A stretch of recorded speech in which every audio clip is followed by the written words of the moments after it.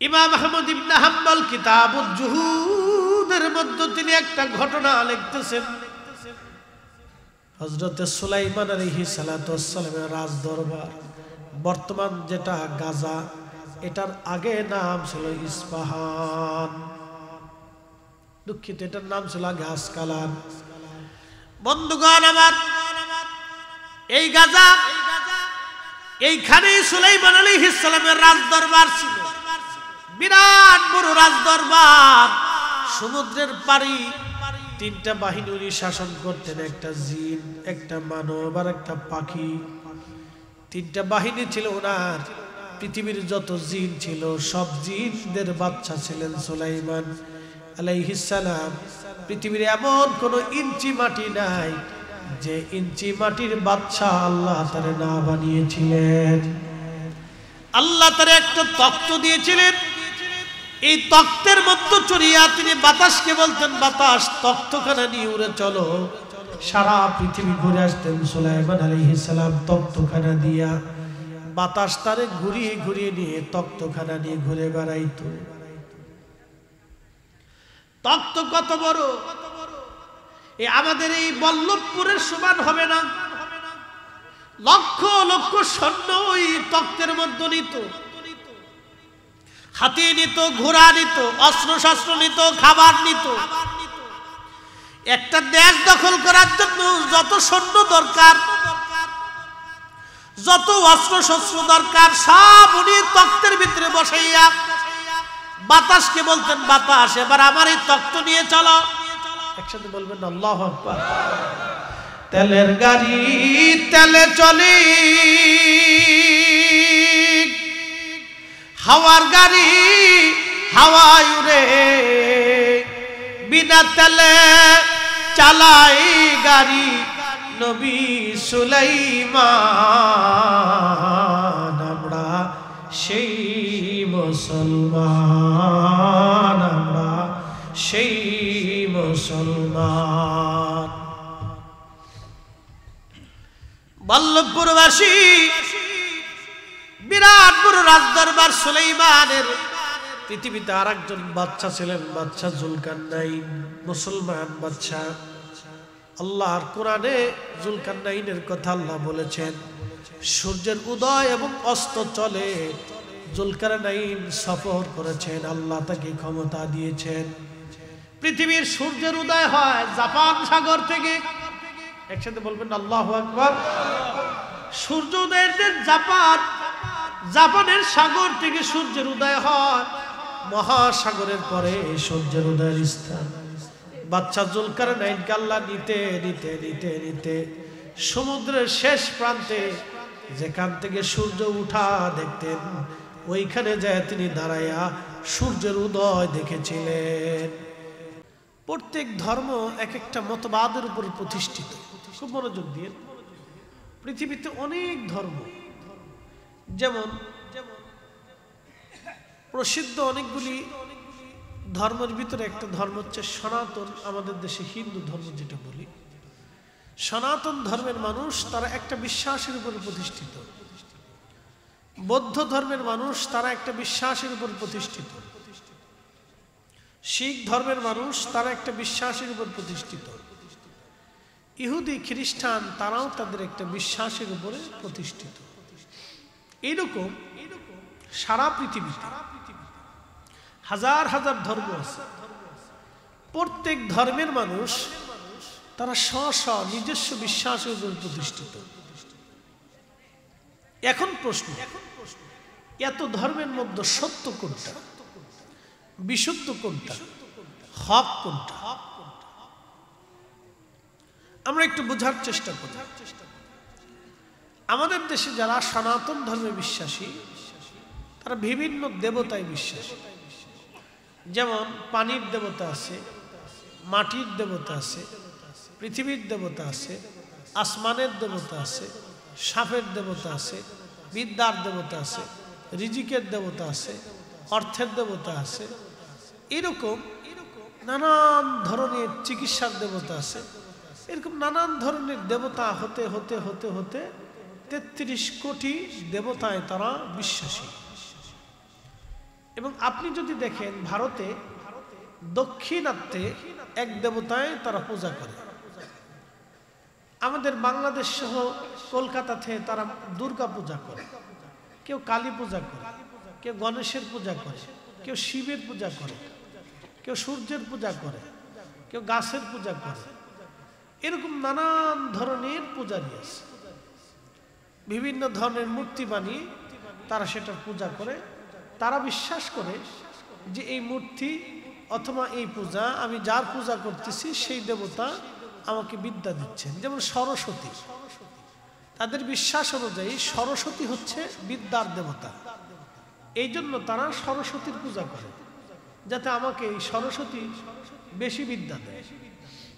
তাদের গণেশের পূজা করে, তারা শিবের পূজা করে, যাতে শিব তাকে নিরাপত্তা দেয়।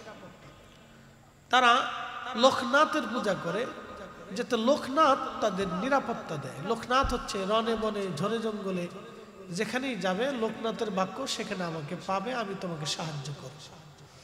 তাদের বিশ্বাস হচ্ছে লোকনাথ তাদেরকে সাহায্য করে। এরকম নানান ধরনের বিশ্বাস তাদের ভিতরে আছে।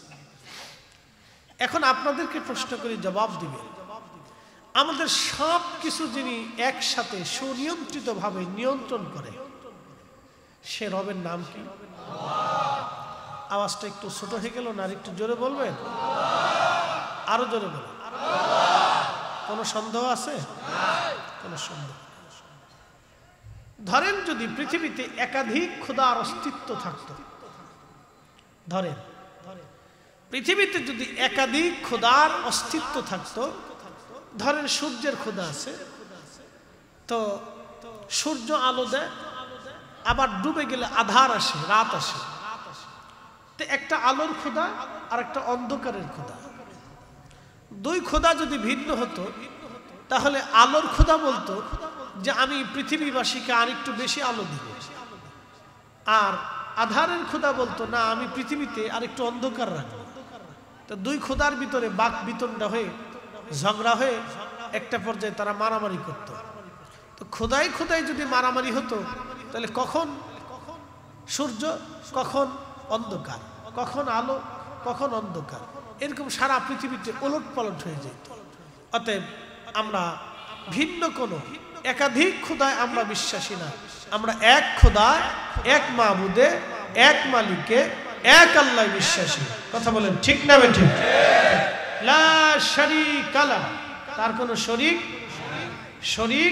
নাই।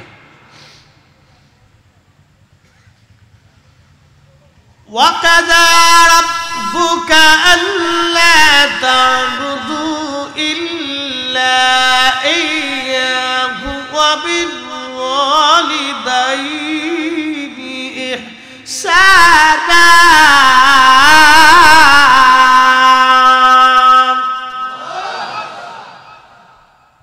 وَقَضَى, আমি আল্লাহ বাধ্যতা করে দিচ্ছি, নির্দিষ্ট করে দিয়েছি, আল্লাহ তা'বুদু ইল্লা ইয়্যাহ। হাবিব আপনি বলেন, আমি নির্দিষ্ট করেছি আমি আল্লাহ ছাড়া আর কারো ইবাদত হবে।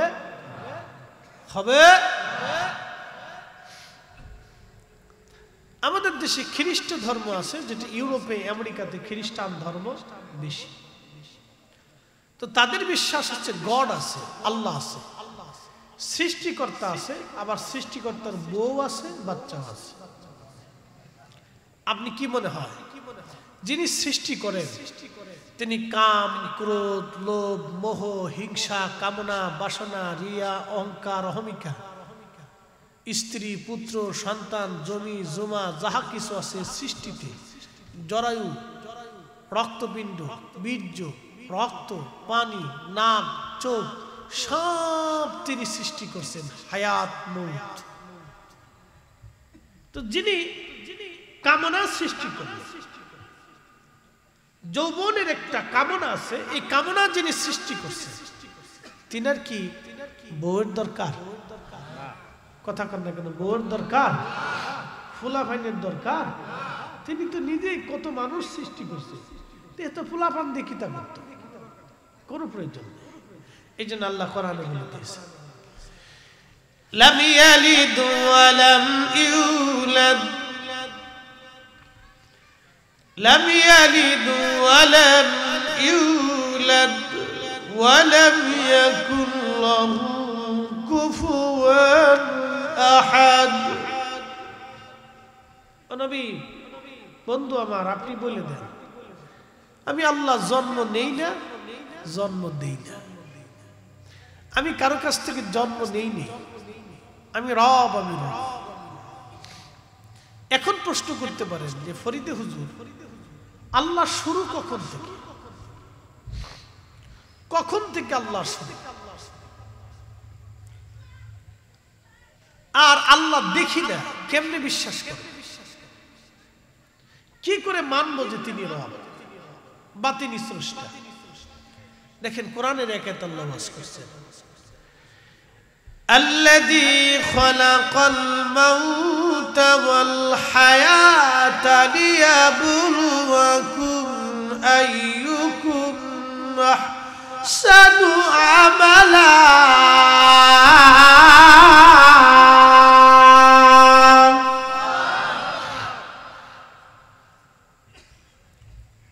আল্লাযী খালাকাল মাউত, আমি তোমাদের জন্য মৃত্যু সৃষ্টি করেছি। বুঝবেন কি সৃষ্টি করেছেন? মৃত্যু। ওয়াল হায়াত, তিনি জীবন সৃষ্টি করছেন। জীবন থেকে মৃত্যুকে তিনি নিয়ে যাবেন। আমাদের জীবনে দেহের ভিতরে একটা রুহু আল্লাহ ফুঁকাই দিয়েছে। আপনাদের সামনে যিনি বসে আছেন তিনি হচ্ছেন উপরে বডি, একটা স্ট্রাকচার, আর কথা বলতেছেন যিনি, তিনি ভিতরে। ওনাকে দেখা যায় না, ধরা যায় না, ছোঁয়া যায় না, উনি ভিতরে। ওনাকে নিয়ে যাবে, এই দেহ থেকে ওনাকে নিয়ে যাবে কে? একসাথে বলেন কে? আল্লাহ। এতে কি কোনো সন্দেহ আছে? এর জন্য কি আলাদা খোদার দরকার আছে? আলাদা কোনো খোদার প্রয়োজন? ওনাকে নিয়ে যাবে আল্লাহর হুকুমে। তো ওনাকে কখন দিলে? এটা একটা প্রশ্ন, যে ওনাকে কখন দিলে? وَيَسْأَلُونَكَ عَنِ الرُّوحِ قُلِ الرُّوحُ مِنْ أَمْرِ رَبِّي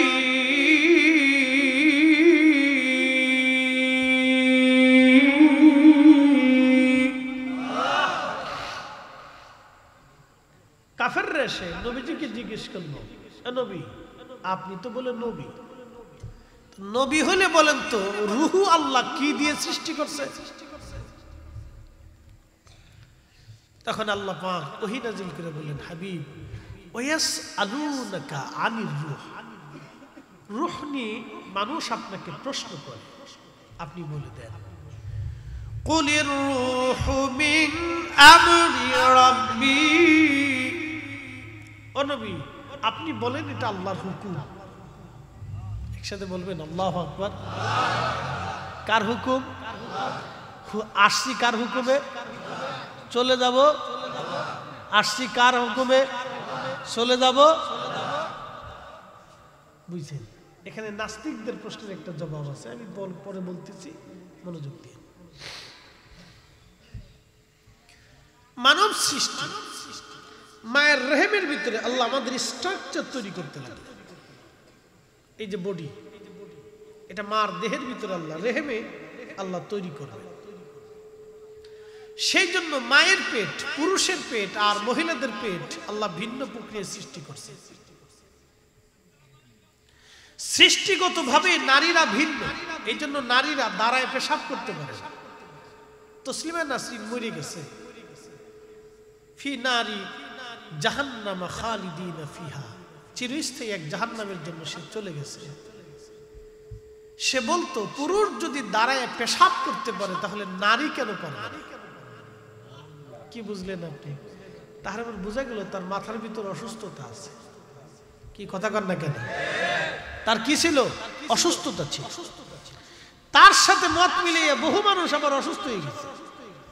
কি কথা কন না কেন? নারী জাতি কি দাঁড়ায় পেশাব করার জাতি? নারী জাতি তো দাঁড়ায় পেশাব করার জাতি না। দাঁড়ায় পেশাব করে কুত্তা, দাঁড়ায় পেশাব করে শিয়ালি, দাঁড়ায় পেশাব করে গরু গাধা। মানুষ জাতি তো দাঁড়ায় পেশাব করার জন্য না, পুরুষও দাঁড়ায় পেশাব করার জন্য, পুরুষরাও বসে পেশাব করবে। কোথায় হাত দিচ্ছে যে বেটা যদি দাঁড়ায় মুতে তো বেডির অপরাধ করছে কি পাগল। এই পাগলের সাথে আবার বহু পাগল আছে, এরকম পাগলের অভাব নেই। সারা পৃথিবীতে এরকম কিছু নাস্তিক রূপী পাগল আছে, দেখবেন হাফ মেন্টাল, মেন্টাল মেন্টাল। এদের পোশাক আশাক যা দেখবেন দেখবেন মেন্টালের মতো পাগল, অসুস্থ। وبدأ خلق الإنسان من طين আল্লাহ বলেন আমি মানব জাতির সৃষ্টির সূচনা করেছি মাটি থেকে। আমি মানব জাতির সৃষ্টির সূচনা করেছি মানব মাটি থেকে। আদমের সৃষ্টি করবে, জিব্রাইলকে পাঠাইছে মাটি নিয়ে আসে। তো জিব্রাইল হাত দিছে মাটিতে, মাটি কাঁদে। জিব্রাইল আল্লাহর দোহাই লাগে তুমি আমার নিও না, এটা দিয়ে আমার দিয়ে আল্লাহ মানুষ বানাবে, ওরা অপরাধ করবে আর আল্লাহ থেকে জাহান্নামের লাকড়ি বানাবে, খড়ি বানাবে, এটা আমি সহ্য করতে পারবো না।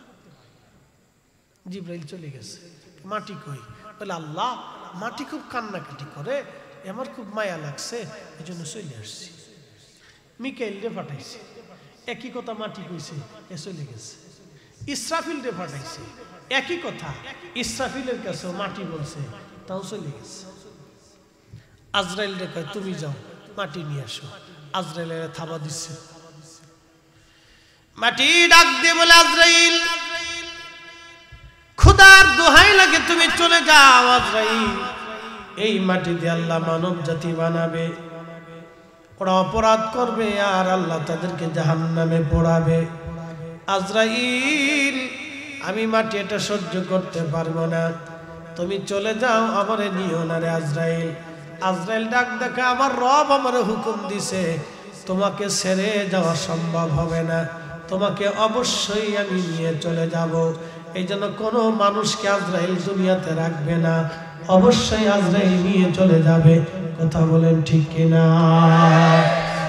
একদিন মাটির ভিতরে হবে ঘরে মন আমার, কেন বান্ধ দালান ঘর, মন আমার কেন বান্ধ দালান ঘর। আজরাইল মাটি নিয়ে গেলেন, বেহেশতের তাসনিম নদীর পানি দিয়ে ওই মাটিটাকে আল্লাহ খামির করলেন। এখন মাটির সাথে কি যোগ হলো? পানি। জোরে বলেন কি যোগ হলো? তাহলে মাটির তৈরি কিন্তু শুধু মানুষ মাটির তৈরি না, মাটির সাথে আরো উপাদান আছে। কেউ যদি বলে যে শুধু মাটির তৈরি, না তা না, মাটি দিয়ে সূচনা করছে আল্লাহ।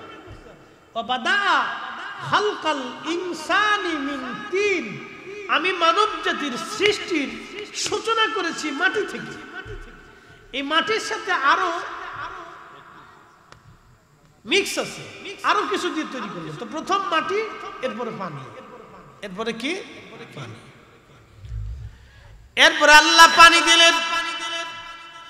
মাটির সাথে পানি দিয়ে রব্বুল আলামিন বেহেশতের তাসনিম নদীর পানি দিয়ে আমার আল্লাহ মাটিটাকে খামির করলেন। খামির করিয়া আমার রব আমার আল্লাহ লাকাদ খালাকনাল ইনসানা ফি আহসানি তাকওয়িম,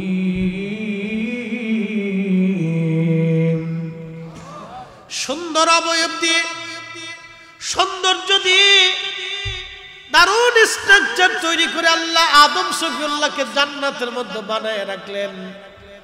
মাটির তৈরি আল্লাহ মানুষ বানিয়ে রাখলেন জান্নাতের ভিতরে। 40 বছর ধরে ওই মাটির তৈরি আদমকে আমার আল্লাহ শুকাইতে লাগলেন জান্নাতে। 40 বছর তো 40 বছর ধরে যখন এটা জান্নাতের ভিতরে ফেরেশতারা যায় আর চিন্তা করে আল্লাহ এটা কি বানাইলো, কি বানাইলো। আজাজিল যেটা এটা এটার ভিতর দিয়ে ঢুকে, নাহের মধ্যে ঢুকে ফ্যানের ভিতর দিয়ে যায়, ভিতর দিয়ে ঘুরে গেলে সব জায়গা দিয়ে খালি ফাঁকা, কিচ্ছু নাই। আজাজিল কয় এটা যা বানাইছে এটা কোনো কাজের না। আজাজিল আগে থেকেই আজাজিল, এটা যে বানাইছে এটা কাজের না, ভিতরে সব ফাঁকা, কিচ্ছু নাই। আজাজিল তখনও জানে না, ক্বালা ইন্নী আ'লামু মা লা তা'লামুন, আমি যা জানি তোমরা যা তা জানো না। আল্লাহ বানাইলেন কত জাতি,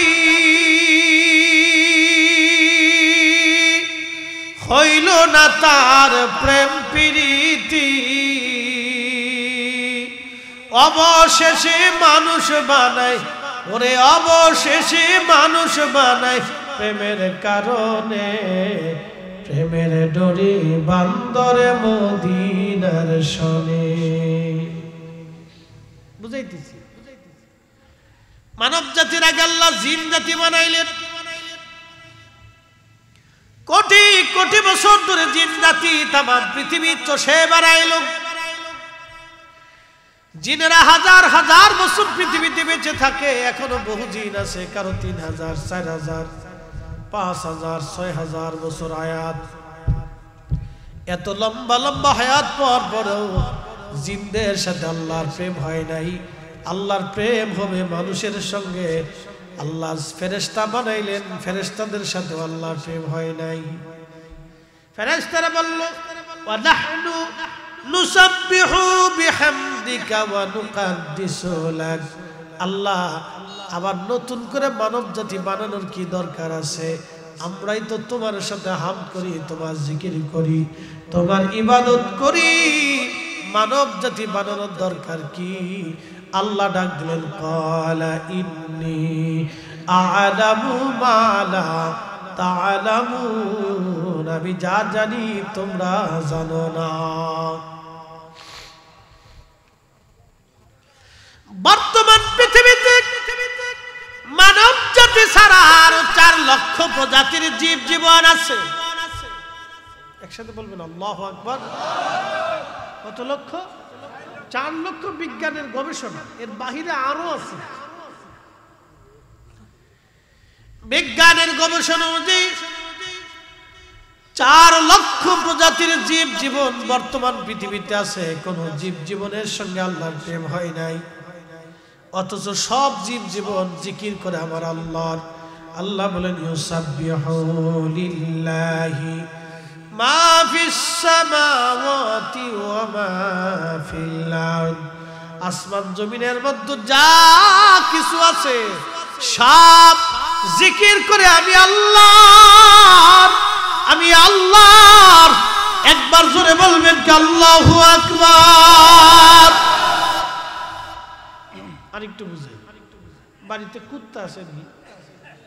আসেনি? জোরে বলে। মাসিক বেতন কত? 1 টাকা। সুযোগ সুবিধা কি? কিচ্ছু নাই। এই শীতের ভিতরে আপনি কম্বল মোড়া দিলেও ওর কম্বলটা বরাদ্দ নাই, ঠিক আছে না? ও মাটির উপরে ঘুমায়। খাবার বরাদ্দ কি?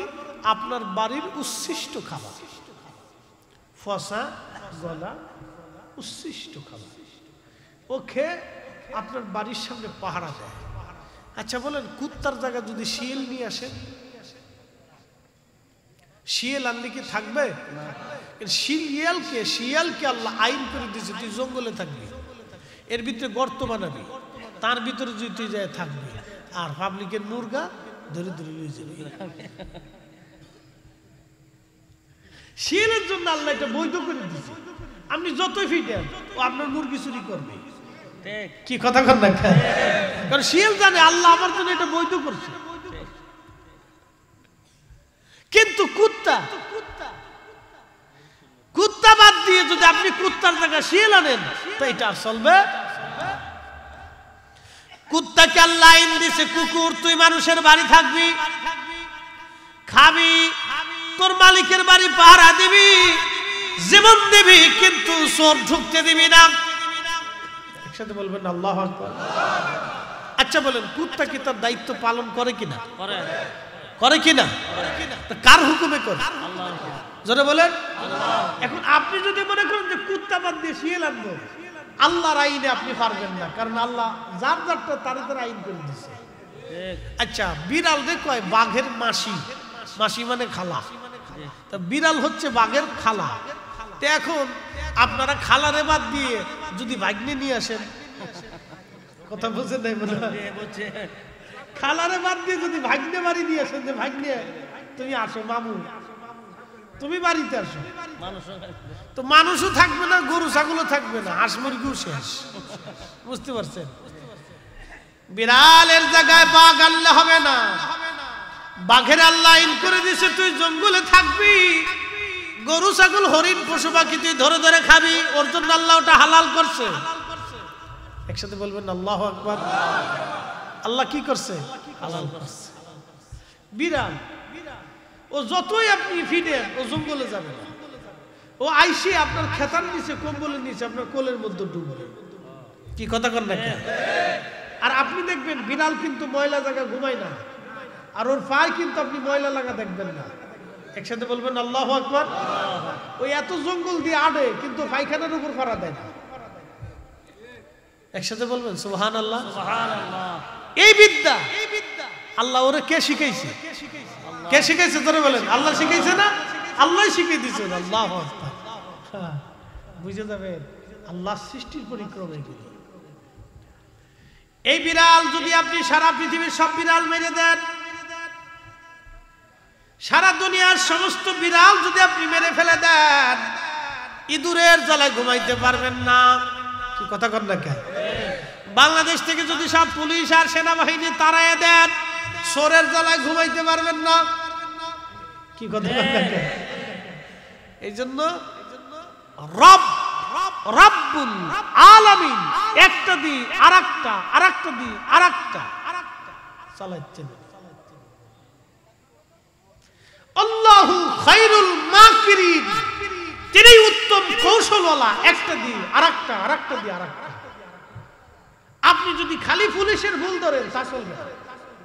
এই যে এখন দেখেন পুলিশ প্রশাসন একটু দুর্বল, জায়গায় জায়গায় চুরি ডাকাতি, মুরগি চুরি, ছাগল চুরি, পাগল চুরি হইতেছে।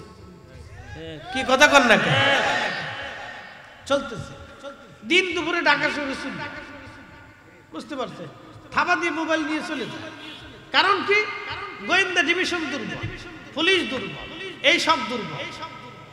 আগেও চুরি হয়েছে, তা আগের চুরির ভিতরে কিছু কারণও আছে। বলে কারণ কি? পুলিশে আবার কিছু টেবিলের নিচ দিয়ে নিত। কি কথা কর না কেন? পুলিশে কিছু টেবিলের নিচ দিয়ে নিয়ে ছাড়িয়ে দিত, যা চুরি করে গিয়া আবার কিছু দিয়ে দিত। বাংলাদেশের পুলিশ প্রশাসন যদি চিন্তা করে যে আমরা বাংলাদেশে কোনো চুরি ডাকাতি দুর্নীতি রাহাজানি আমরা কিছু রাখবো না, জিরো টলারেন্সে নিয়ে আসবো, বাংলাদেশের পুলিশের জন্য মাত্র 6 মাস ব্যাপার। কি কথা কর না কেন? এরা যদি চিন্তা করে যে আমরাও ভালো হবো, দেশও ভালো বানাবো, আমরাও সাধু, দেশও সাধু, তো দেখবেন যে দেশ একবারে ফ্রেশ হয়ে গেছে। এই জন্য বিদেশি পুলিশ যদি আপনি দেখেন, উন্নত বিশ্ব, আপনি জীবনেও ওদেরকে ঘুষ খাওয়াইতে পারবেন না। অথচ খ্রিস্টান, ইহুদি, কাফের, নাস্তিক 1 টাকা ঘুষ খাওয়াইতে পারবেন না। কিন্তু আমরা বাংলাদেশের অবস্থা ভিন্ন, ভারতের অবস্থা ভিন্ন, পাকিস্তানের অবস্থা ভিন্ন। ও বিড়ি ফেলেও খেয়ে ফেলায়। কি কথা কর না কেন? এখানে বিদেশ থাকা লোক আছেন না, অনেক বহু লোক আছে। তাহলে দেখবেন তো তাদের সিচুয়েশন আমাদের সিচুয়েশন কত চেঞ্জ। কারণ আমরা সামাজিকভাবে দুর্বল। আর এর ভিতরে যদি হুজুরদের ওয়াজ নসিহত মাহফিল না হইতো তাহলে আর রক্ষা ছিল না। এই ওয়াজ নসিহত কিছু শুনে শুনে মানুষ কিছু বুঝে, তাহলে উপায় ছিল না। প্রিয় উপস্থিতি, মনোযোগ দিবেন। বিড়ালকে আল্লাহ আইন করে দিলেন, বিড়াল তুই উচ্ছিষ্ট পোশাকগুলা যাই দিবে তুই খাবি, কিন্তু তুই মানুষের খাতার নিচে ঘুমাবি। তুই হবি আদরের পাত্র, তোরে আদর করে খাতার মধ্যে নিয়ে ঘুমাবে। বিড়ালে প্রধানমন্ত্রী, প্রেসিডেন্ট, রাষ্ট্রপতি, প্রধান সেনাপতি কাউকে চেনে না। ও পীর বুজুর্গ, ইমাম, মুসল্লি, বক্তা, তক্তা কাউরে বিড়াল চিনে না, ওরে যে আদর করবে তার কোলের মধ্যেই চলে যাবে। আইন করছে কে? আল্লাহ। একসাথে বলেন, বন বিড়াল আছে না, বন বিড়াল, আপনি একটা বন বিড়াল ধরে নিয়ে আসেন তো, আদর করে খাওয়ান তো, রাখতে পারবেন না, ও মুরগি চুরি করে চলে যাবে, ও মাছ চুরি করে চলে যাবে, ও আপনার এখানে বিছনায় থাকবে না, ও জঙ্গলে চলে যাবে। আল্লাহ প্রত্যেকটা প্রাণীর আইন করে দিয়েছে, তুমি এটা করবা, তুমি এটা করবা, তুমি এটা করবা। ও সার আল্লাহর দেওয়া সব আইন মানে, খালি একমাত্র মানুষই আমরাই আল্লাহর আইন মানি না। কি কথা বলেন? একমাত্র আমরাই আল্লাহর আইন মানি না, আমরাই ওভারটেক করি। এই জন্য শাস্তিটাও আমাদের কঠিন হবে। বাটাম সালানটা আল্লাহ আমাদেরকে কঠিন ভাবে দিবে, কারণ আমরা আল্লাহর আইন মানি না। বন্ধ মনোযোগ দিয়ে আল্লাহ পানি দিলেন, মাটি দিয়ে খামির করে আদমকে জান্নাতের মধ্যে 40 বছর আল্লাহ পাক রাখলেন। এরপরে আমার আল্লাহ পাক ওই আগুন পানির সাথে, পানি এবং মাটির সাথে আল্লাহ আগুন অ্যাডজাস্ট করলেন। এরপরে বাতাস আল্লাহ অ্যাডজাস্ট করলেন, বাতাস, নিঃশ্বাস এবং আগুন, তাপমাত্রা। এই 4টা জিনিস মানব বডিতে যদি না থাকে, এই মানব বাঁচবে না। এর ভিতরে আমার আল্লাহ আরেকটা ইঞ্জিন ফুকাই দিলেন, এই ইঞ্জিনের নাম হচ্ছে রূহ। আল-মারুহাতি, রূহের জগতে আমরা ছিলাম। প্রশ্ন যদি করেন ফরিদি হুজুর, রূহের জগতে ছিলাম, ওই জগতের কথা তো আমাদের মনে নাই। এখন আমি যদি প্রশ্ন করি, আপনি মায়ের পেটের মধ্যে ছিলেন, আপনি মায়ের পেটের কথাটাই বলে দিয়ে যান, আপনার মায়ের পেটের মধ্যে কেমন ছিলেন? আপনি বলবেন এটা আমি জানি না, ভুলে গেছি। যদি বলি শিশুকালের কথা বলেন, বলবেন ভুলে গেছি। মার কোলে কেমনে থাকছি জানি না, ভুলে গেছি। তা আপনার শিশুকালের কথাই যদি আপনি ভুলে যান, তাহলে আপনি রূহের জগতের কথা কেমনে মনে রাখবেন? আল্লাহ বললেন, হাবিব উম্মতকে বলেন, বান্দাকে বলেন, এই রূহ আল্লাহর হুকুম।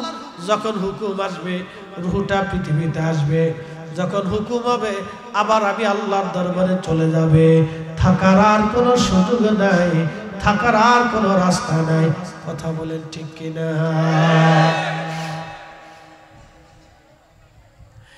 আল্লাহ বলেন, সুম্মা জাআলা নাসলাহু মিন সুলালাতিন মিন মাইন মাহিন।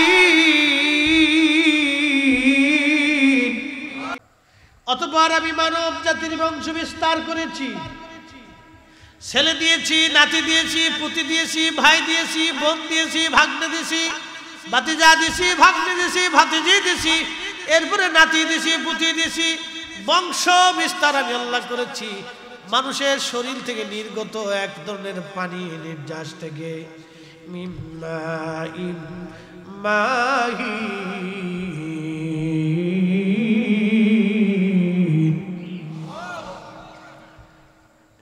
আমরা এক সময় কিছুই ছিলাম না, সৃষ্টিতে কোনো অস্তিত্ব ছিল না। আমি ফরিদের কোনো অস্তিত্ব ছিল না, অস্তিত্ব যিনি দিলেন আল্লাহ। আবার তিনি ঠিকই কবরে নিয়ে চলে যাবেন। আচ্ছা প্রশ্ন করি, 100 বছর আগের কেউ এখানে আছে? না। 100 বছর বয়সী কেউ আছে? তার অর্থ হচ্ছে এই 100 বছরের ভিতরে 100 বছর আগে এই বল্লভপুর ছিল, ঠিক কিনা? কিন্তু বল্লভপুরে 100 বছর আগে যারা ছিল তারা সবাই মাটির নিচে। আপনি বুঝে যাবেন, এখান থেকে অনেক কিছু শিকার আছে। 100 বছর আগে বল্লভপুরে যারা ছিল তারা আজকে সবাই মাটির নিচে। ঠিক 100 বছর পরে এই বল্লভপুরে আবার নতুন আসবে, আমরা সবাই মাটির নিচে চলে যাব। জোরে বলেন, জোরে বলেন। ওই যে ও ছোট ছোট ছোট বড় মুরব্বী, বৃদ্ধ, যুবক সব মাটির নিচে চলে যাবে। নতুন প্রজন্ম আবার আসবে, তারাও মাটির নিচে আবার আসবে, আবার মাটির নিচে আবার আসবে, আবার মাটির নিচে। কিন্তু বল্লভপুর ঠিকই থাকবে, এই জমিন ঠিক থাকবে। জমিনের জায়গা জমিন থাকবে, আসমানের জায়গা আসমান থাকবে। আমি আপনি সব মাটির নিচে, মাটির নিচে, মাটির নিচে হারিয়ে যাব, বিলীন হব, হারিয়ে যাব, বিলীন হব। 500 বছর আগে বল্লভপুরের কবরের কোনো চিহ্ন নাই। 500 বছর আগের বল্লভপুরের কবরের কোনো চিহ্ন নাই। তার কবরের পাশে দাঁড়ানোর মতো আজকে কেউ নাই। ঠিক আমাদেরও 200 বছর পরে আমাদের কবরের চিহ্ন হারাবে, আমাদের কবরের পাশে দাঁড়ানোর মতো কেউ থাকবে না। আমাদেরকে এগুলি বুঝে যেতে হবে। যদি আমরা বুঝি তাহলে আমরা নরম হয়ে যাব। বুঝলেই বান্দা আল্লাহকে সিজদা দেবে। আমাদেরকে বুঝতে হবে,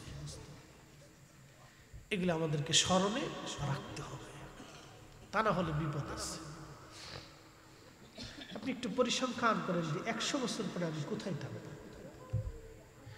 আমাদের এই জিনিসটাকে আল্লাহ আবার নিয়ে চলে যাবে। কেমনে আসলে এটা বলতেছি।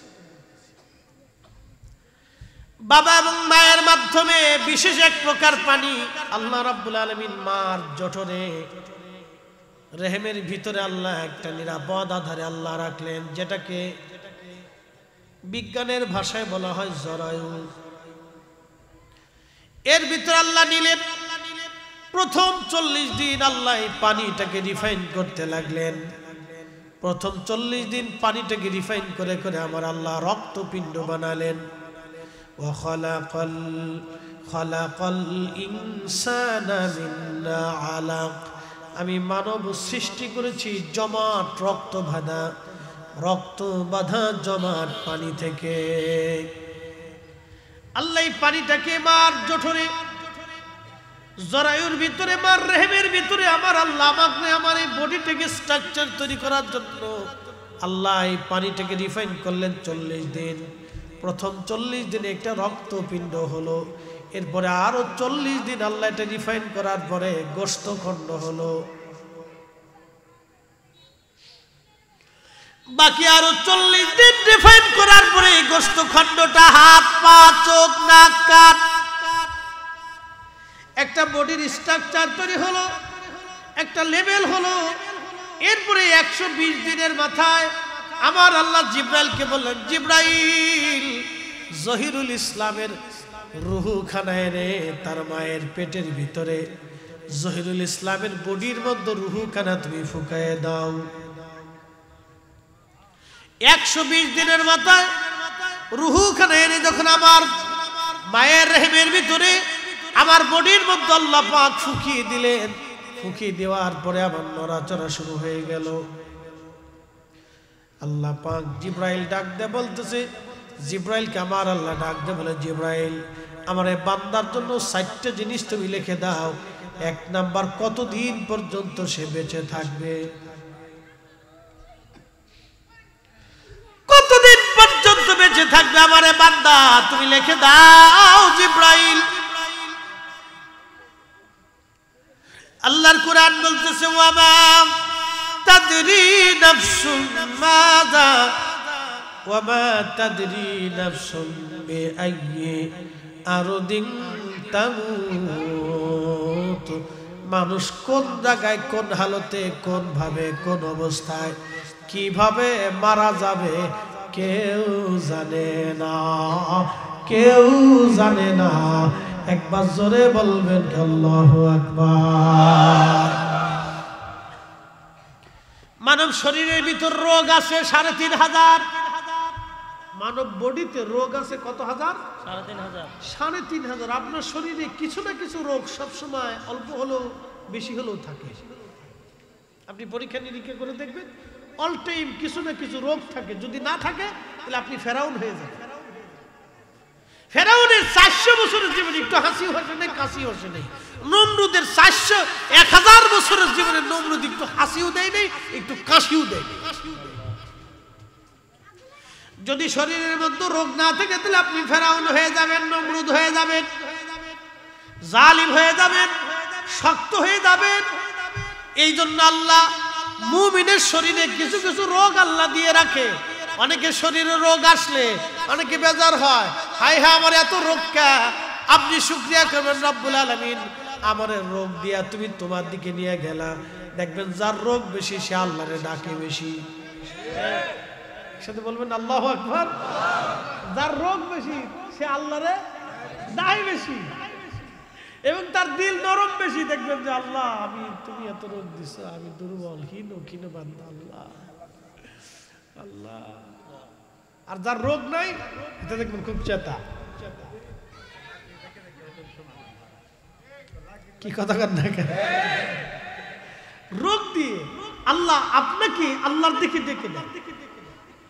এই জন্য আল্লাহ রাসূল বলছে রোগ আল্লাহর রহমত। রোগ কার রহমত? কেন জানেন? আমার কিছু রোগ দিয়ে আল্লাহ আপনার জীবনের গুনাহ মাফ করে দেয়। যেটা জাহান্নামে নিয়ে ফিরাইতো, দুনিয়ার ভিতরে কিছু রোগ দিয়ে আল্লাহ শাস্তি দিয়ে আপনার দুনিয়ার থেকে মুক্ত করে নিয়ে যায়। একসাথে বলবেন না আল্লাহু আকবার। এই জন্য রোগ হইলে আল্লাহর উপর রাগ করেন না,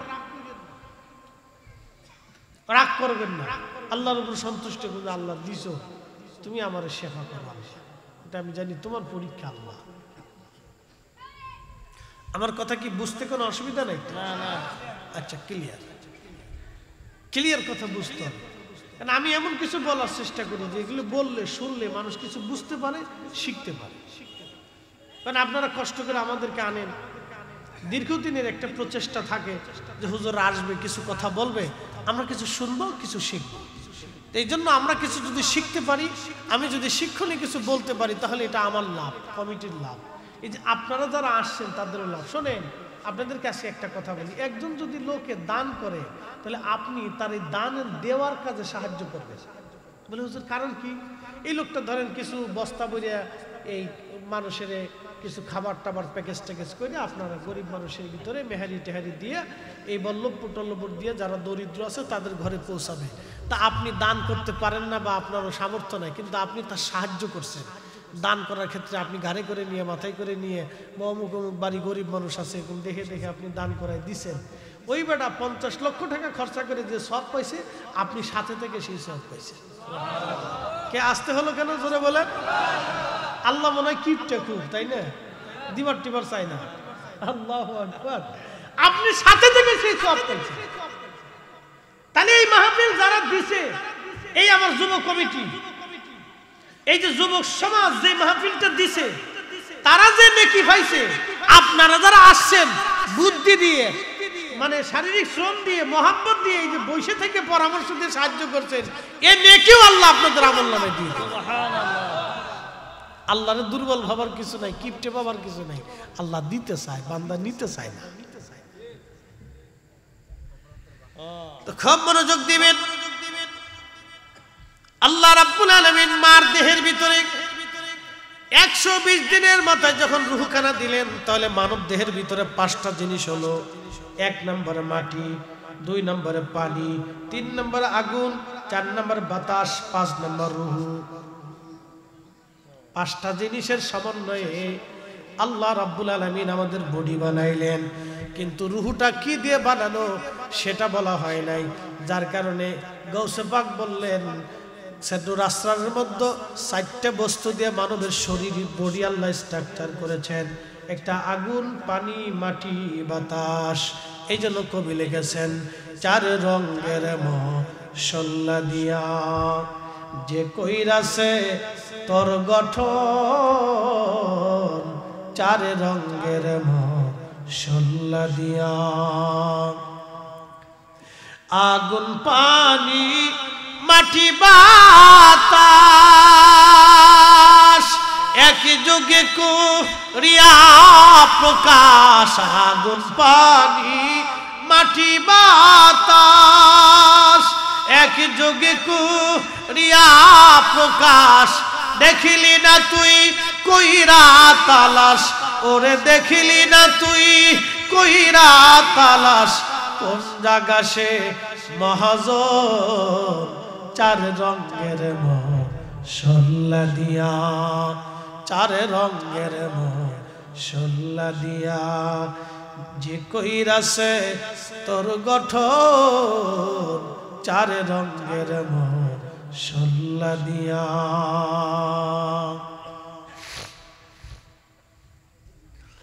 আমাদের উচিত ওই মালিককে তালাশ করা, ওই মালিককে খুশি করা, ঠিক কিনা? আমাদের সবার উচিত আল্লাহকে খুশি করা, কারণ আমি অস্তিত্বহীন ছিলাম।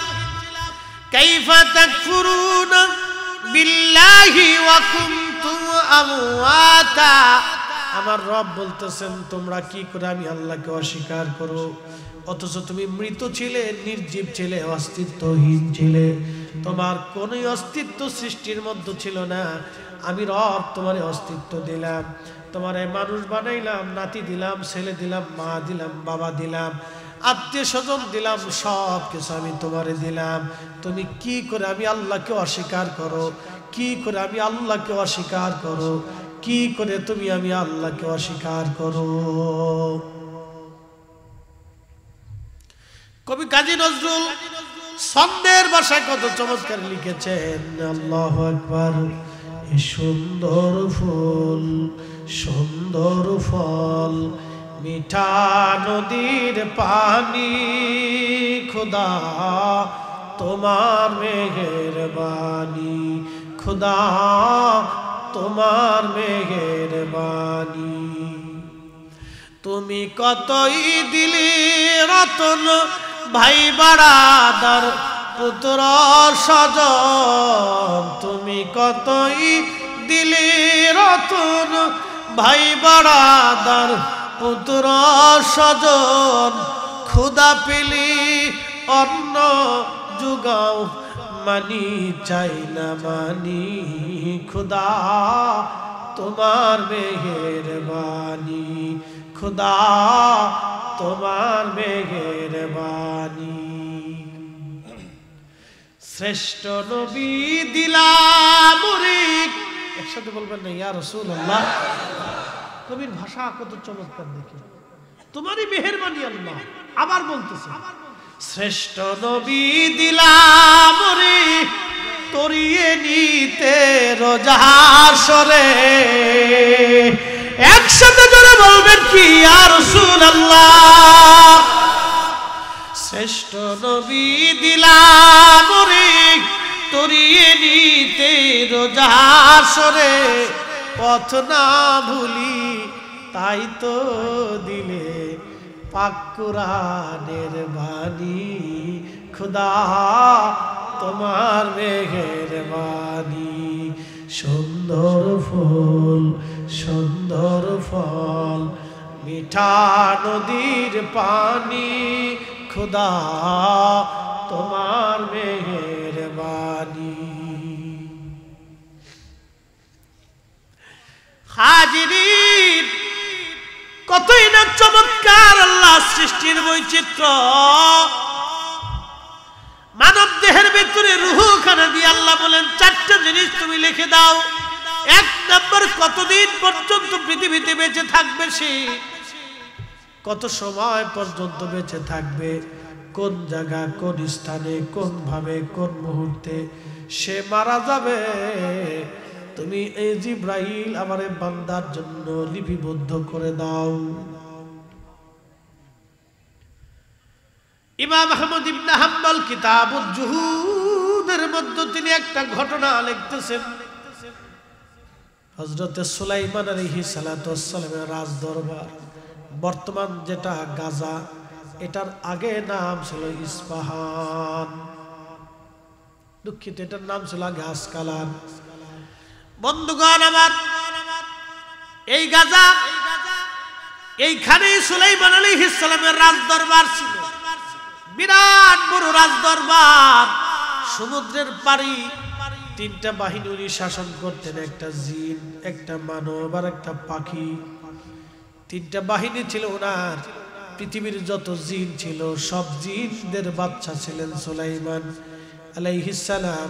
পৃথিবীর এমন কোন ইঞ্চি মাটি নাই যে ইঞ্চি মাটির বাচ্চা আল্লাহ তারে না বানিয়েছিলেন।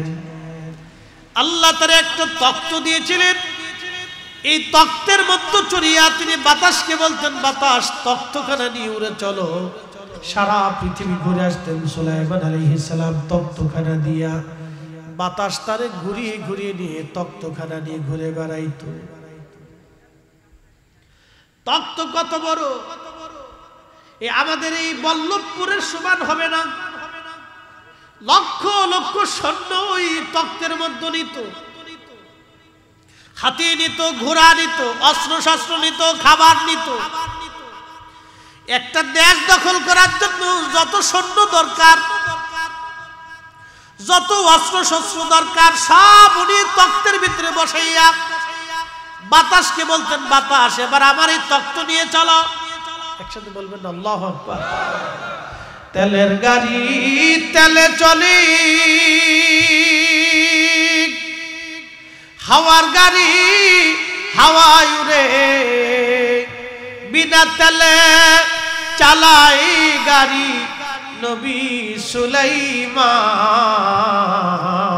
আমরা সেই মুসলমান, আমরা সেই মুসলমান।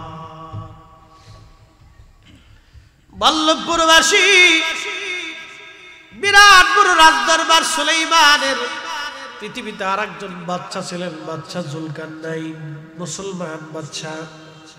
আল্লাহর কোরআনে জুলকারনাইনের কথা আল্লাহ বলেছেন, সূর্যের উদয় এবং অস্ত চলে, জুলকারনাইন সফর করেছেন, আল্লাহ তাকে ক্ষমতা দিয়েছেন। পৃথিবীর সূর্যের উদয় হয় জাপান সাগর থেকে। একসাথে বলবেন আল্লাহু আকবার। সূর্য উদয়ের যে জাপান, জাপানের সাগর থেকে সূর্যের উদয় হয়, মহাসাগরের পরে সূর্যের উদয়ের স্থান। বাচ্চা জুলকারনাইনকে আল্লাহ নিতে নিতে নিতে নিতে সমুদ্রের শেষ প্রান্তে, যেখান থেকে সূর্য উঠা দেখতেন, ওইখানে যায় তিনি দাঁড়াইয়া সূর্যের উদয় দেখেছিলেন। বাংলাদেশে একটা সমুদ্র আছে, সমুদ্র বিচ আছে, এটার নাম কুয়াকাটা।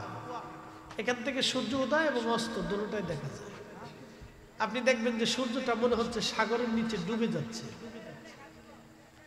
তবে কুয়াকাটা থেকে উদয়টা এটা ক্লিয়ারলি অনেক সময় বোঝা যায় না, আপনার আরো ভিতরে যাইতে হয়। কিন্তু কুয়াকাটার পাশে যদি আপনি সাথে দাঁড়ান তো দেখবেন যে সূর্যটা ডুবে যাচ্ছে।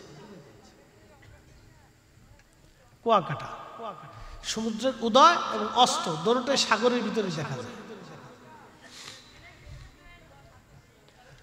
হাজিরিন, জুলকারনাইন পৃথিবীর সূর্যের অস্ত যেখানে যায়, পশ্চিম দেশ আমেরিকা, পশ্চিমে সূর্য ডুবে যাচ্ছে আটলান্টিক মহাসাগরে। সাগরের একবারে শেষ সীমা পর্যন্ত তিনি গেলেন। একসাথে বলবেন আল্লাহু আকবার।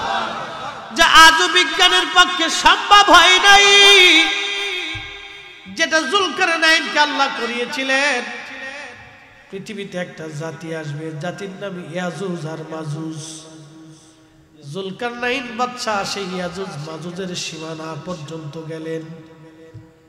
লোকেরা বলল, বাদশা এইখানে একটা দল মানুষ, মানুষের মতো একটা জাতি আসে, তারা 120 হাত করে লম্বা, অনেক বড় বড় লম্বা এবং বিরাট বড় শক্তিশালী। তারা, তাদের চুলগুলি লাল লাল, বাচ্চা বিভৎস চেহারা তাদের, কিন্তু মানব জাতির অংশ।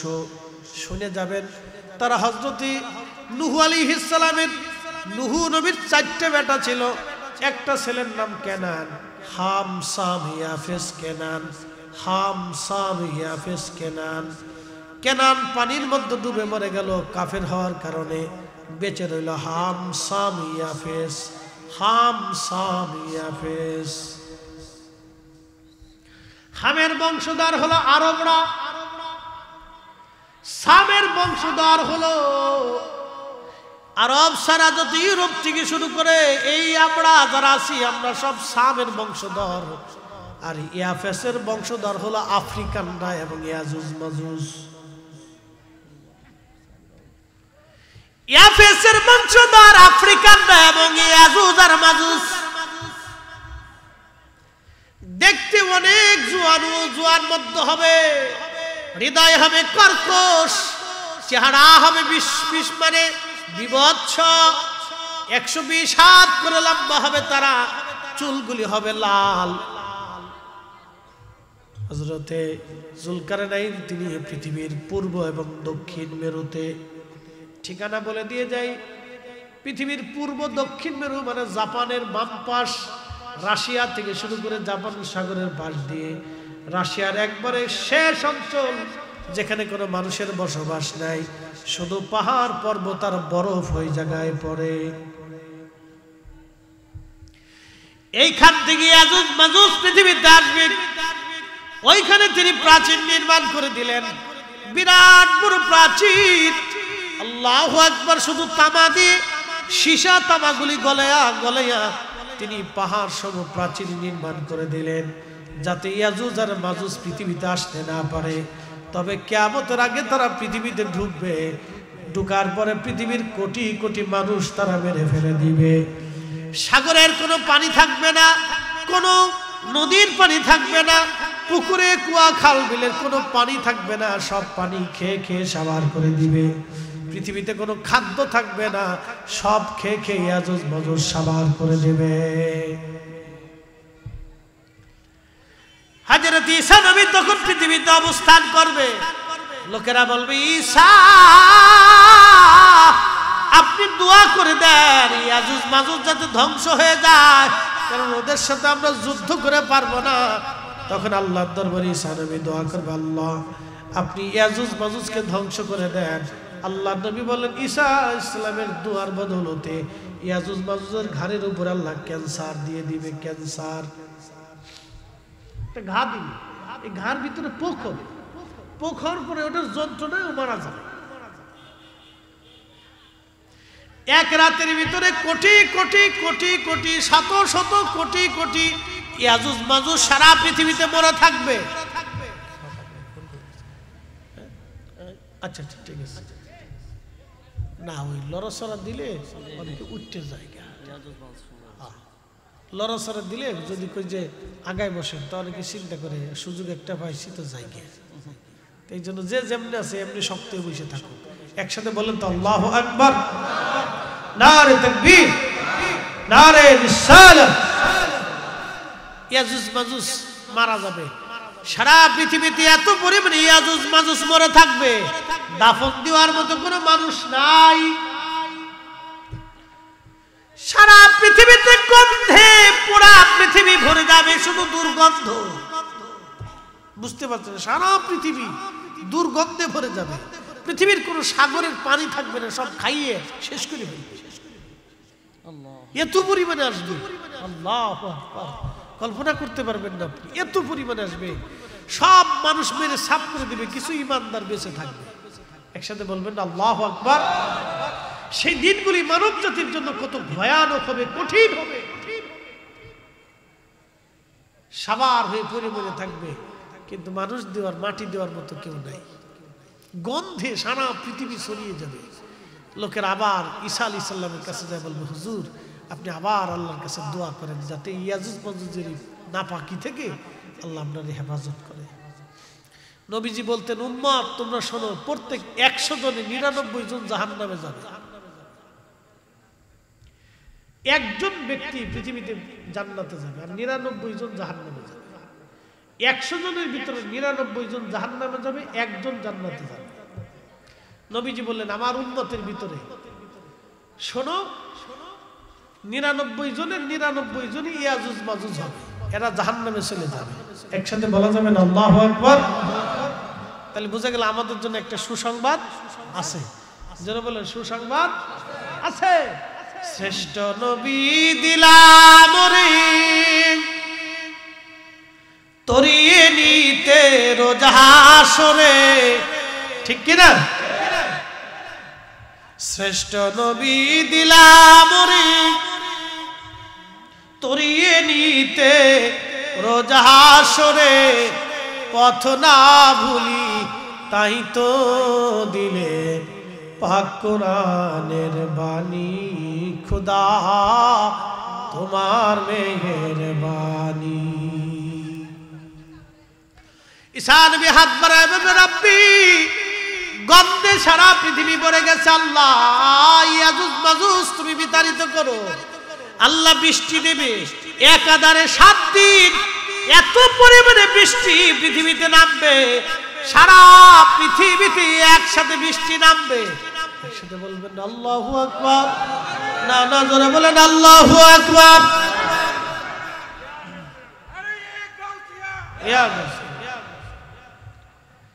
বৃষ্টির পানি পড়ে পড়ে পড়ে পড়ে ইয়াজুজ মাজুজকে বন্যা দিয়ে আল্লাহ পানি দিয়ে ভাসায় ভাসায় সাগরে নিয়ে চলে যাবে, পৃথিবী মুক্ত হয়ে যাবে। আল্লাহ এত পরিমাণে পৃথিবীতে ফসল দিবে, আল্লাহ এত পরিমাণে ফসল দিবে, একটা গাভীর দুধ সারা গ্রামের মানুষ খেয়ে শেষ করতে পারবে না। একটা আনারের ফল সারা গ্রামের মানুষ আনারের ফলটা খেয়ে শেষ করতে পারবে না। জোরে বলা যাবে আল্লাহু আকবার। এটা কিয়ামতের আলামতে কুবরা। ইয়াজুজ মাজুজ এগুলো কিয়ামতের আলামতে কুবরা, বড় আলামত। আমি অনেক দূর চলে গেছি, মূল আলোচনার দিকে আসি। বান্দার হায়াত কতদিন? হযরতে সুলাইমান আলাইহিস সালাতুস সালাম ওই রাজ দরবারে বসা, এমন সময় আজরাইল আলাইহিস সালাম আসছে। আজরাইল আলাইহিস সালাম মানুষের বেশ ধরে সুলাইমান আলাইহিস সালামের সামনে গেলেন, কিন্তু যাওয়ার সময় সুলাইমানের রাজ দরবারে একটা যুবক সুদর্শন একটা ছেলে বসে আছে। আজরাইল ওই ছেলেটার দিকে তীক্ষ্ণ নজরে তাকিয়ে আছে। তীক্ষ্ণ নজর দিয়ে আজরাইল আলাইহিস সালাম তাকায় রয়েছে। তা আজরাইলকে তো আর কেউ চিনে না, সুলাইমান আলাইহিস সালাম চিনছে। তো উনি দেখতেছে যে আজরাইল যুবকের দিকে তীক্ষ্ণ নজরে তাকিয়ে আছে। বলে কারণ কি? আজরাইল কেন যুবকের দিকে তীক্ষ্ণ নজরে তাকিয়ে আছে? যুবকটাও আজরাইলের দিকে তাকায় তাকায় ভয় পাচ্ছে। খোদারি ফেরেশতা আজরাইল আলাইহিস সালাম চলে গেলেন। আজরাইল কি করলেন? চলে গেলেন। আজরাইল কি আমাদের কাছে আসবে না বুঝি? জোরে বলেন, একসাথে বলেন, আসবে। কখন আসবে কি জানা আছে? কিন্তু সবার কাছে আসবে। সেদিন একটা ভিডিও দেখে আমার কাছে খুব আশ্চর্য লাগে। একটা লোক সেলুনে বসে চুল কাটার পরে, যে অনেক সময় সেলুনওয়ালারা একটু শরীর টুল বানায় টানে দেয় না, মাথা টাথা বানায় টানে দেয়, একটু চাপ চুপ দিলে অনেকের কাছে ভালো লাগে। তো দেখা গেছে চাপ চুপ দিলে আর কিছু 50 টাকা 100 টাকা বাড়ায় দেয়। তো লোকটা হাসতেছে, হাসি খুশি চাপ চুপ দিচ্ছে, ভালো লাগতেছে, হাসি খুশি। তো এইভাবে ধরে খালি এরকম করছে, বাস 30 সেকেন্ডের ভিতরে ছটফট করতে করতে মরে গেল। অথচ 30 সেকেন্ড আগেও সে হাসতেছে, সে নিজেও জানে না 30 সেকেন্ড। এটাই পৃথিবী, এটা নিয়ে আমাদের বড়াই করার কিছু নাই। কি কথা কর না কেন? এটা নিয়ে অহংকার করার, বড়াই করার, দেখানোর কিচ্ছু নাই। এটাই পৃথিবী। এখন আছি 30 সেকেন্ড পরেই না। কি কথা কর না? 30 সেকেন্ড পরেই না। এটা নিয়ে বড়াই করার কিছু নাই, অহংকার করার কিছু নাই, কিচ্ছু নাই। قل إن الموت الذي تفرون منه فإنه ملاقيكم।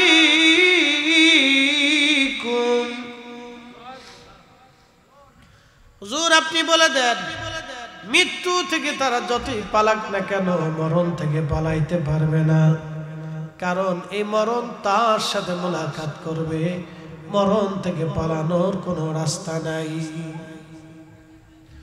আজরাইল তীক্ষ্ণ নজরে যুবকের দিকে তাকানো, তখন আজরাইল চলে গেলেন।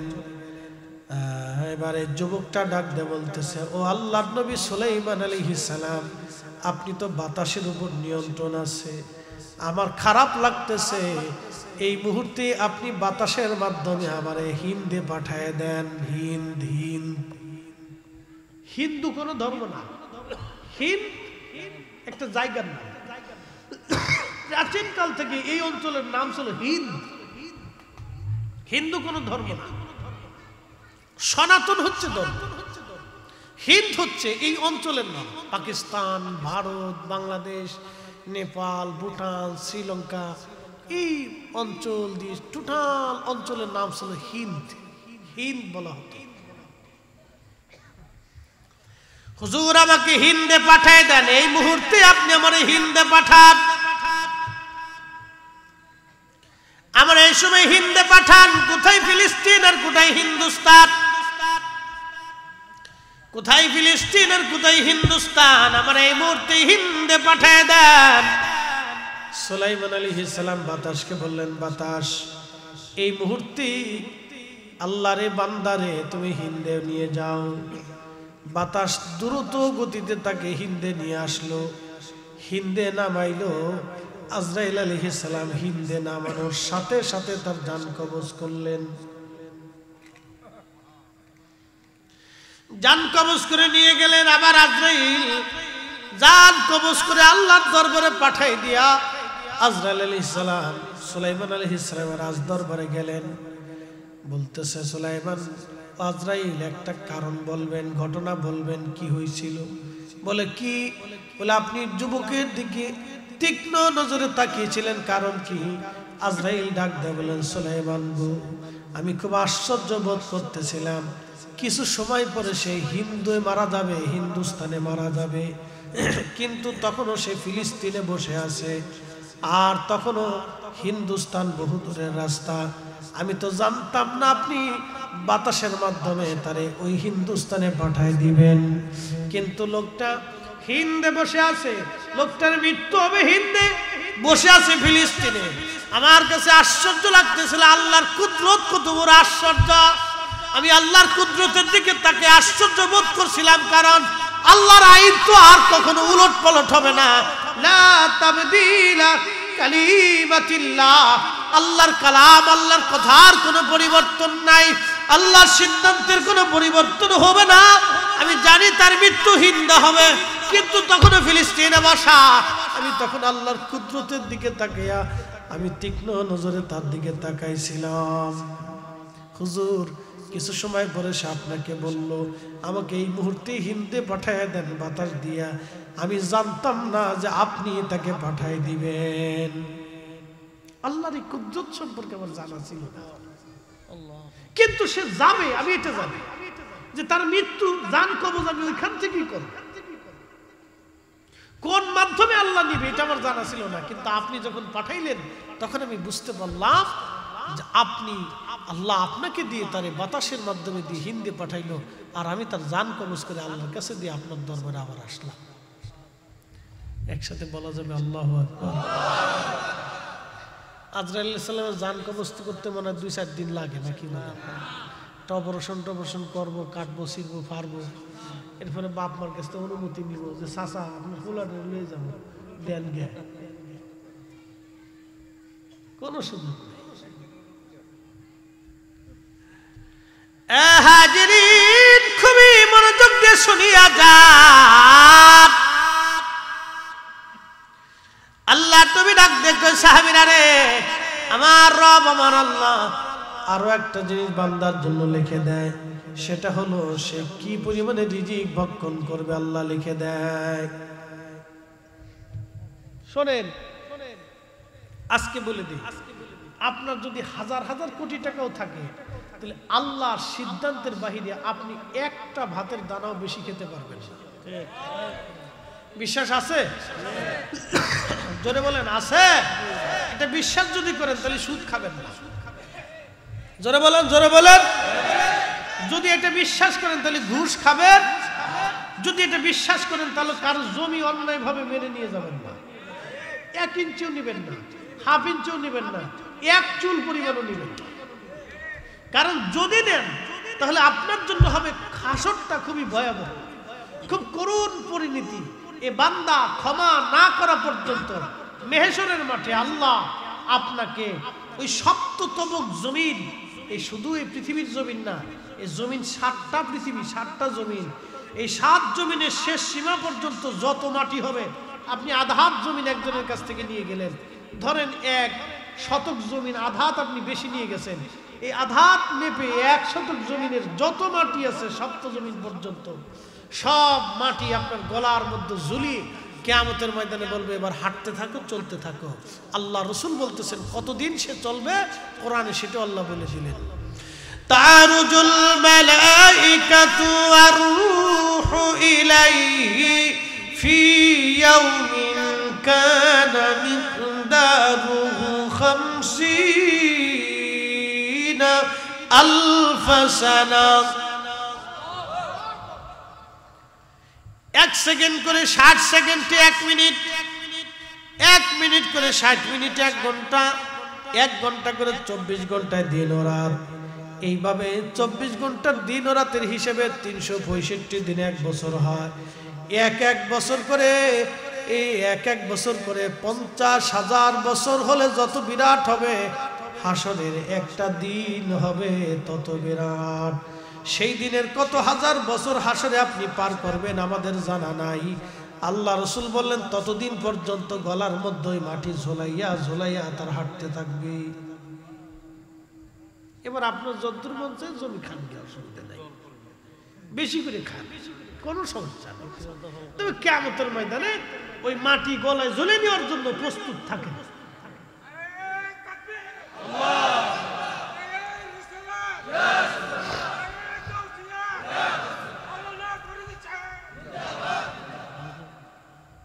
ওরে তোর সাঁটা দিবি না নাকি? বুয়াজের ধাক্কায় সার কথা ভুলে গেছে। একটু চিনি ছাড়া দিলে ভালোই তো। চা ডায়াবেটিস নাই কিন্তু খাই না, চিনি খাই না, দাম বাড়ছে, খাইলাম না।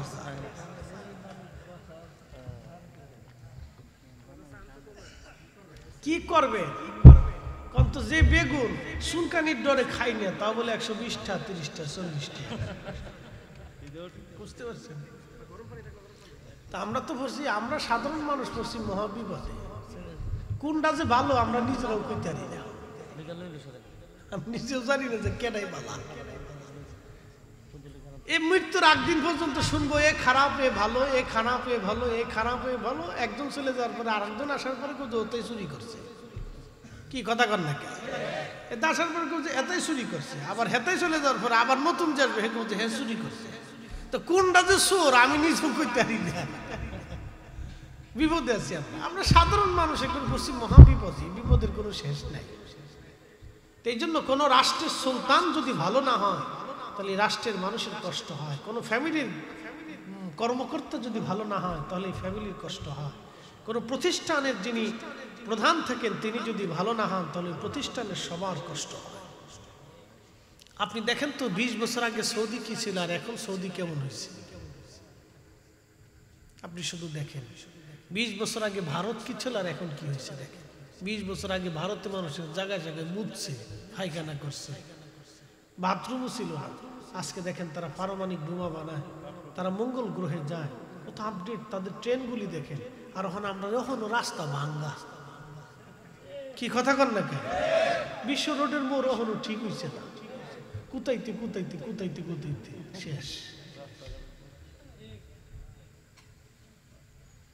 এই জন্য আমি দুঃখ কার কাছে বলবো, কে ভালো আমি নিজেও জানি না। এই জন্য আমি আর কারো সমালোচনা করি না। ধুর, কার কথা কইতাম শেষে কে যাইব গা, কে আইয়া কম যে হ্যাঁ আগের ডাই চোর ছিল। এই জন্মের পর থেকে শুনতেছি একজন গেলে আরেকজনের চোর পায়, একজন গেলে আরেকজনের চোর পায়। এই জন্মের পরেই শুনতেছি। তো চিন্তা করছি এই শুনতে শুনতে শুনতে শুনতে আমার বইরা হয়ে গেছি, আমার শূন্য লাভ নাই। তো যাই হোক, আল্লাহ আমাদেরকে একজন ভালো শাসক দিক। কথা বলেন ঠিক কিনা? সে যেন সৎ হয়, যেন বলেন কি হয়, সৎ হয়। একটা সৎ শাসক আমাদেরকে দিক, সে যেন ভালো হয় এবং এই দেশটাকে যেন সোনার দেশে বানাইতে পারে। কি হবে আমরা জানি না, আগামীর দিনগুলি আমাদের কেমন হবে তাও আমরা জানি না। ফিলিস্তিনেরা কখনো কল্পনাও করছিল না যে আমাদের এই দিনগুলি কঠিন হবে। আহা, সে কত স্বাধীন সুন্দর একটা দেশ ছিল আপনি জানেন। ফিলিস্তিনেরা কত সুন্দর একটা দেশ ছিল, আদিকাল থেকে তারা এই ফিলিস্তিন কোরআনে কিতাবে আপনি যদি দেখেন হাজার হাজার হাজার হাজার বছর ধরে 70 জন নবী যে জমিনে ঘুমাই রয়েছে, 70 জন নবী ওই জমিনে। আল্লাহু আকবার। সাইয়েদুনা ইব্রাহিম আলাইহিস সালাম ওই জমিনে, বাদশা জুলকারনাইন ওই জমিনে ঘুমাই রয়েছে, সুলাইমান আলাইহিস সালামের মাজার ওই জমিনে ঘুমিয়ে আছে। আল্লাহু আকবার। কত নবী ওই জমিনে ঘুমাই রয়েছে। সে দেশের মানুষের আজ কি করুণ পরিণতি আপনি জানেন। একটা জালিম গোষ্ঠী তাদের উপর চেপে বসে, কত নিষ্ঠুর জালিম, কত নিষ্ঠুর জালিম তাদের উপর চেপে বসছে। আর জালিমগুলি তাদেরকে অস্ত্র দিয়ে সাহায্য দিয়ে সহযোগিতা করে এই নিরীহ মানুষদেরকে 75 বছর ধরে মারতেছে। আর আমরা মুসলমানরা বসে বসে আঙ্গুল চুষতেছি। কথা কোন ঠিক কিনা? কাকে দুঃখের কথা বলবো, কাকে বলবেন মন্দ আর কাকে বলবেন ভালো? সৌদি মধ্যপ্রাচ্য যদি বলে যে আমরা 7 দিনে ফিলিস্তিনিদের স্বাধীনতা চাই, 7 দিনও লাগবে না, 24 ঘন্টায় ফিলিস্তিন স্বাধীন হয়ে যাবে। 24 ঘন্টায় ফিলিস্তিন স্বাধীন হবে। যদি মুসলমান রাষ্ট্রগুলি বলে যদি তোমরা ইসরায়েলকে সাহায্য বন্ধ না করো, ফিলিস্তিন স্বাধীন না করো, তাহলে আমরা প্রত্যেকটা মুসলিম দেশ তাকে বয়কট করব। শুধু মুসলিম দেশ লাগবে না, শুধু আরব যদি বলে তার তেল তার রাস্তা বন্ধ, কোন রাস্তা দিয়ে কোন সাগর সে ব্যবহার করতে পারবে না। 24 ঘন্টায় ফিলিস্তিন স্বাধীন হবে। সৌদি আরবে, জর্দানে, মধ্যপ্রাচ্যে, কাতারে, দুবাইয়ে আমিররা শেখরা বিয়ে করে 35টে 30টে, এরা নিজেরা বোর চিনতেই তো বাসে না। কি কথা কর না কেন? আমি ভালো বলবো কারে? হ্যাঁ, কারে ভালো করবো? হ্যাঁ, তো বোর চিনতেই বাসে। একটা মানুষ 30টে যদি বউ বিয়ে করে, 15টা বিয়ে করে, এটা মানুষ না গরু না ফাড়া? আমি নিজেও পিতারি। হ্যাঁ, আপনি দেখছেন না যারা মধ্যপ্রাচ্যে আছেন, আপনি দেখেন তো, বলেন তো এক একজনের বউ কত, যার যত টাকা তার তত বউ। আচ্ছা বলেন, আল্লাহর কোরআনের বাহিরে আমাদের যাওয়ার কোনো সুযোগ আছে না? কথা কন না কেন? সুযোগ আছে। আমি যদি এখন গবররে বলি আপনারা খান, এটা হালাল, আপনারা খাবেন? কারণ আল্লাহ কর্তৃক এটা হারাম। মাসনা সুলাসা রুবা, আল্লাহ কোরআনের সূরা নিসার 3 নম্বর আয়াতে আল্লাহ বলছেন 4টে পর্যন্ত স্ত্রী রাখতে পারো যদি ইনসাফ প্রতিষ্ঠিত করো। বড়টারে একটু বুড়া বুড়া হয়ে গেছে দিয়ে ছোটটারে নিয়ে খালি ঘুরবা আর ফুচকা খাবা, তা চলবে না।